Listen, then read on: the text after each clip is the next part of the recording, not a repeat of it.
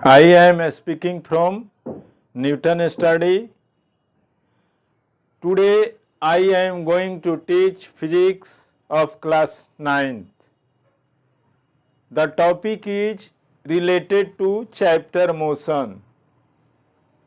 I am going to teach about comparison of distance time graph, displacement time graph, velocity time graph.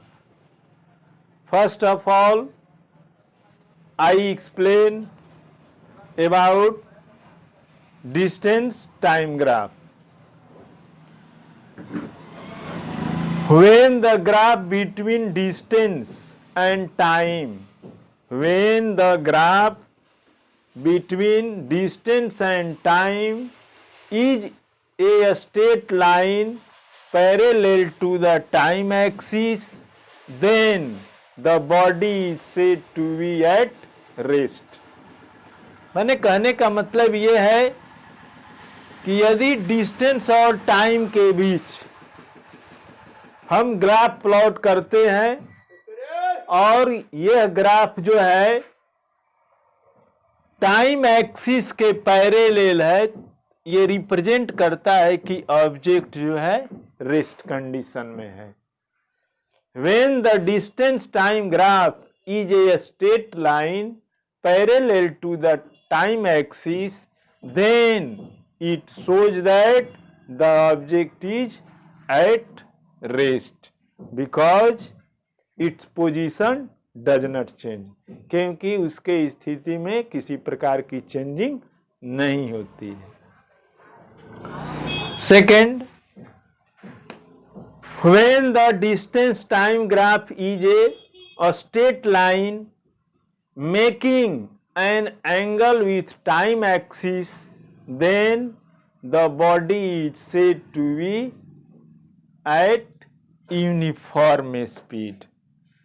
यदि distance और time के बीच हम graph plot करते हैं और ग्राफ जो है टाइम एक्सिस के साथ एक एंगल बनाते हुए एक स्ट्रेट लाइन मिलता है, तो यह ग्राफ रिप्रेजेंट करता है, शो करता है कि ऑब्जेक्ट जो है यूनिफॉर्म स्पीड से चल रही है.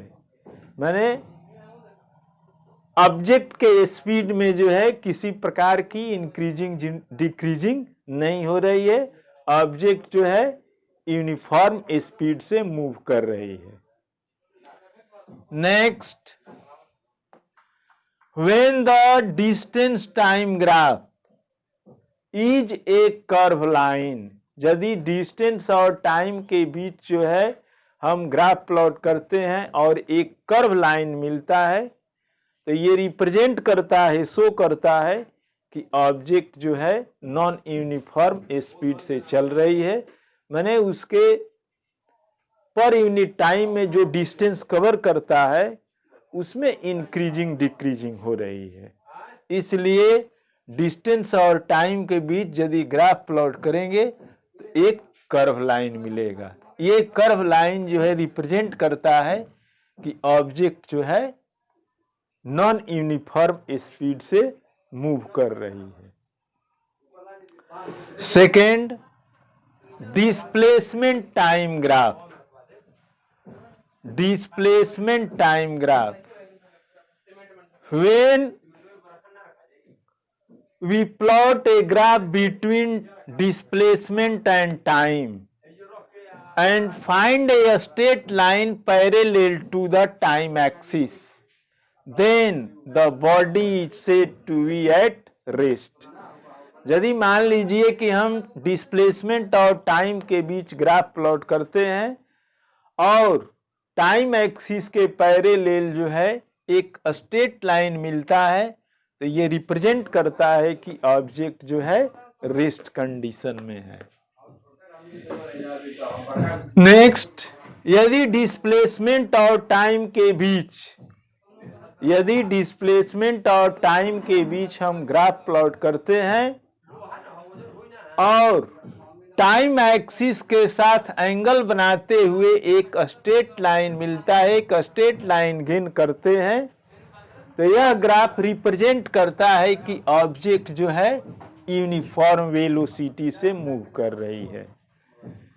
यदि डिस्टेंस, डिस्प्लेसमेंट और टाइम के बीच हम ग्राफ प्लॉट करते हैं और टाइम एक्सिस के साथ एंगल बनाते हुए एक स्ट्रेट लाइन मिलता है, तो ये रिप्रेजेंट करता है कि ऑब्जेक्ट जो है यूनिफॉर्म वेलोसिटी से मूव कर रही है।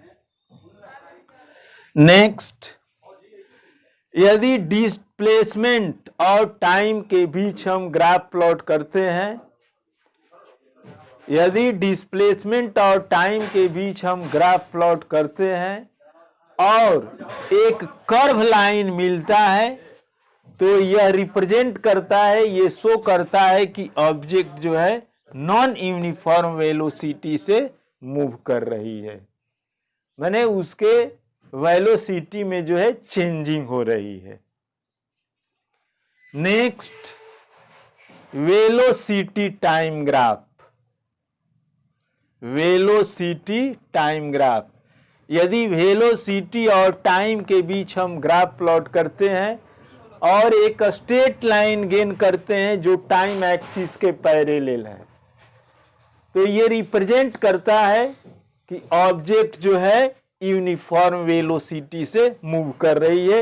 इट मीन्स दैट उसके वेलोसिटी में किसी प्रकार की चेंजिंग नहीं हो रही है। If we plot a velocity time graph and we find a straight line parallel to the time axis, this represents that the object is moving with uniform velocity, माने उसके स्पीड में किसी प्रकार की चेंजिंग नहीं हो रही है। नेक्स्ट, यदि वेलोसिटी और टाइम के बीच ग्राफ प्लॉट करते हैं और टाइम एक्सिस के साथ एंगल बनाते हुए एक स्ट्रेट लाइन मिलता है, एक स्ट्रेट लाइन गेन करते हैं, तो यह ग्राफ रिप्रेजेंट करता है कि ऑब्जेक्ट जो है यूनिफॉर्म एक्सेलरेशन से मूव कर रही है। मैंने कहने का मतलब ये है, it means that the velocity of moving body increases in equal amounts in equal interval of time, माने पर यूनिट टाइम में जो है उसकी वेलोसिटी में इंक्रीजिंग हो रही है, जिसको हम यूनिफॉर्म एक्सेलरेशन कहते हैं। जैसे फर्स्ट सेकेंड में 3 मीटर पर सेकेंड, सेकेंड सेकेंड में भी 3 मीटर पर सेकेंड, थर्ड सेकेंड में भी 3 मीटर पर सेकेंड। तो इस प्रकार से यदि किसी ऑब्जेक्ट के मूविंग बॉडी के वेलोसिटी में इंक्रीजिंग हो रही है और वेलोसिटी टाइम के बीच हम ग्राफ प्लॉट करेंगे, तो टाइम एक्सिस के साथ एक एंगल बनाते हुए एक स्ट्रेट लाइन गेन करेंगे, जो कि यूनिफॉर्म एक्सेलरेशन को डिनोट करता है, रिप्रेजेंट करता है। थर्ड, यदि वेलोसिटी और टाइम के बीच हम ग्राफ प्लॉट करते हैं और एक कर्व लाइन मिलता है, वेलोसिटी और टाइम के बीच, वेलोसिटी और टाइम के बीच जो है हम ग्राफ प्लॉट करते हैं और एक कर्व लाइन मिलता है, तो ये रिप्रेजेंट करता है, शो करता है कि ऑब्जेक्ट जो है नॉन यूनिफॉर्म से मूव कर रही है, माने उसके स्पीड में जो है इंक्रीजिंग और डिक्रीजिंग जो है इक्वल अमाउंट में जो है नहीं हो रही है। When we plot a graph between velocity and time and we find a curve line, this shows that the object is moving non-uniform acceleration. This is the comparison of distance time graph, displacement time graph, velocity time graph. देखने में ये first graph जो है similar है, parallel to the time axis, parallel to the time axis, parallel to the time axis, but it represents at rest, it also represent at rest, but it shows represent uniform velocity. Similarly, making an angle with time axis is a straight line.